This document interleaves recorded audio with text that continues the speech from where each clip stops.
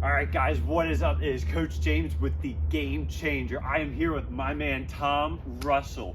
We're going to discuss today about parents and setting good examples for the kids when it comes to working out and staying healthy. So, my biggest question to Tom is, how does that work in your life, and then what do you see with other parents? Oh, man. I think, my kids are in their 20s now, so when I think kids, I'm going back 15 years, 20 years in some cases. My wife was into gymnastics and cheerleading, so I have 3 girls, and right away she got them into gymnastics. I'm talking 2 years old. So they were always active that way. I don't know how different, I didn't have boys, so I know boys are just active naturally, but it gave the girls a natural outlet. And then as you progress through gymnastics, it's a very disciplined sport. Yes.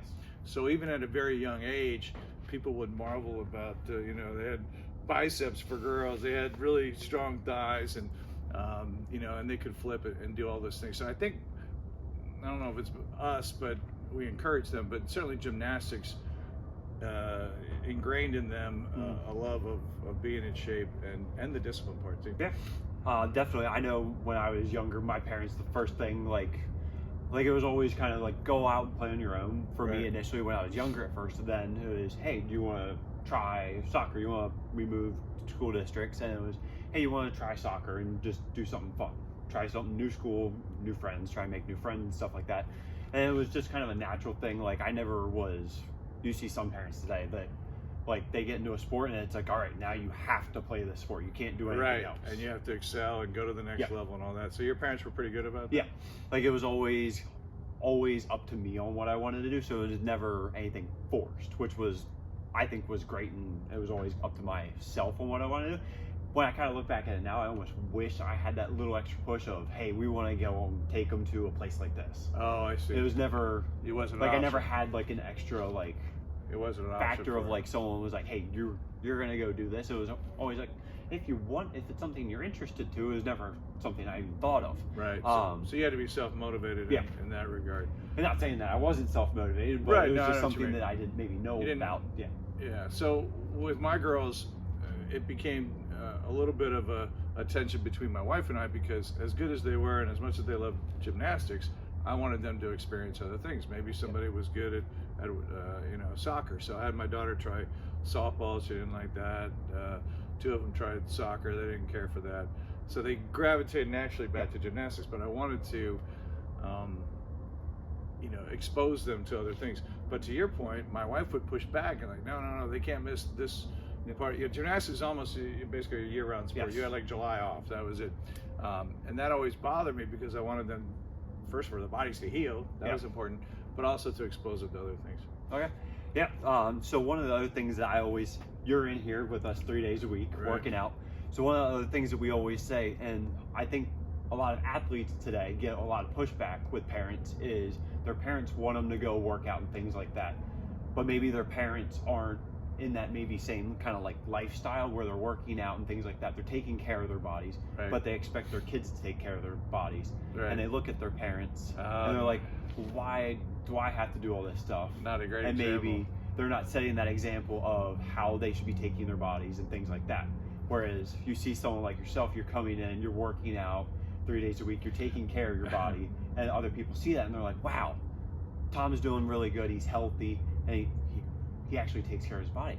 Maybe I should do something to make a change for that. And maybe I should set an example for my own kids. Well, it works both ways, because my kids, as they got older, they exercised less once they got out of organized sports and whatnot. I see it, my stage of life, that boy, health is everything. When you get into your 50s and I'm pushing 60, man, I don't want to be, down and out for whatever reason. So there's a little different motivation. So I don't also want to be that parent that makes them begrudgingly exercise. I want them to see, hey, I'm trying to live a healthier lifestyle, and these are the benefits, and then hopefully they'll do that. The other side, if you go back 10, 15 years when they're younger, and I think this is where parents kind of go off the rails sometimes, is they're living their athletic life through their kids. And it's one of the most frustrating things when you're trying to be friends with your parent peers, and the parent next to you is like, oh, she's got to push harder, she's got to do this, and you're like, dude, she's 14, you know, she's just having fun playing a game. And I think our generation really got off the rails with, my daughter's going to, you know, D1 and she's going to do X, Y, Z. Yep. And as a parent, the motivation's all wrong. Instead of, hey, they're doing this for the love of the sport, for staying in shape and whatnot. So I think there's a two-edged sword where we could be a good example, or we can also be a bad example. I think you mentioned something great about why you do what you do here, working out and staying healthy. And a lot of, as you get older and things like that, a lot of the parents that come in here, they're doing it to do those things with their grandkids, kids and things like that. But they want to be able to do those fun activities, be able to go to their games or whatever, and still be able to do all that kind of stuff that their grandkids come over on the weekend, that they can still play with them and things like that. Yeah, it's really important because, you know, I myself had a terrible back injury about 2 years ago, you know, to the point I came in here and I really couldn't do anything. You saw it. So what motivates me is I never ever want that to happen again. And the best prevention is staying on offense, as far as staying in shape and those kind of things. So I always appreciate your pushing me.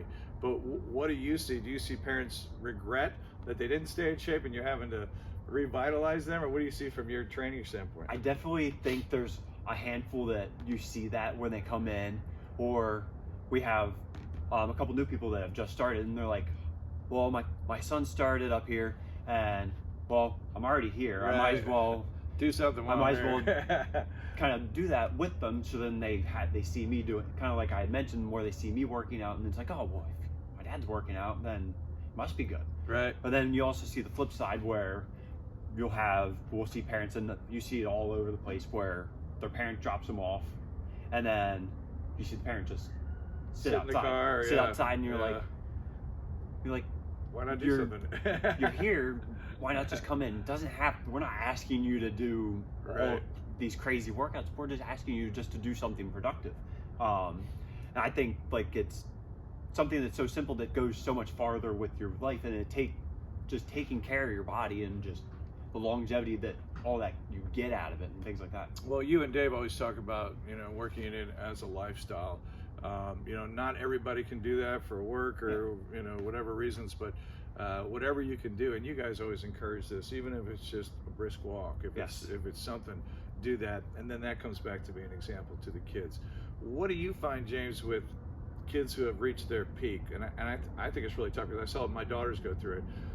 When they reach their peak in gymnastics, you're pretty young, you know, 15, 16, you know, unless you're really going on to more. I had a daughter transition to volleyball. Yep. The other one did cheerleading. Two were volleyball and one was cheerleading. So do you find that kids transition to something else sport-wise, or do they just dump it and get fat and they're done?